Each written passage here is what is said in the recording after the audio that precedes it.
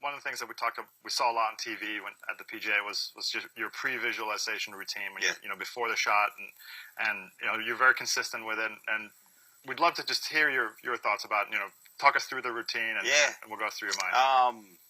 It's kind of been a work in progress over the years, really just trying to trial and error more so, just kind of get the best way or the most efficient way for me to feel comfortable going into a shot. Right. Because at the end of the day, every golfer goes through a shot where some days they'll be concentrating a little bit more, and some days they won't be concentrating as hard as they were. And sometimes they'll go into a shot and not really think about it and hit a shot, and it'll go into the trees and wonder why.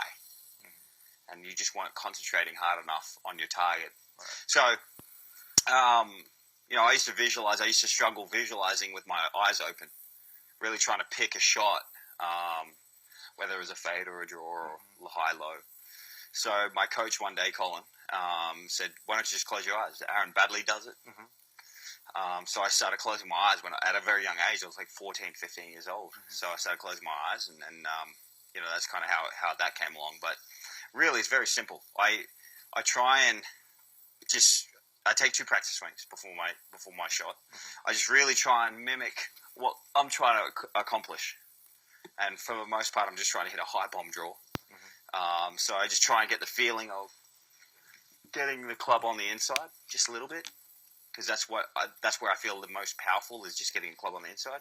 And then when I come back, I close my eyes. And when I close my eyes, I see a picture of myself standing like right here. So I'm standing there. I'm about to hit the shot, and I visualize my swing, go back, and then go through, and I see the ball come out. And then I see how it goes, where it lands, and how it bounces. So when I close my eyes, I visualize that, and I make sure, especially last week, I make sure that I don't hit the shot or don't stop visualizing until I'm fully comfortable with that visual.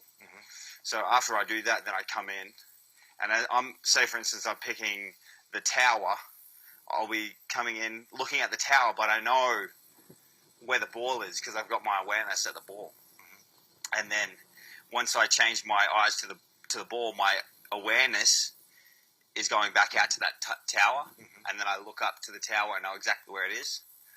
And then I come back, throw my awareness back at the ball, and then I stand over it. And my last thing is taking that one little, kind of, I guess, that little, because we're so static, I just don't want to go straight back. So I just want to make sure that I have that one little waggle, and then think about my target and just hit it as hard as I can. So the biggest thing is to aim small, miss small. It's like when you're shooting at a target, right?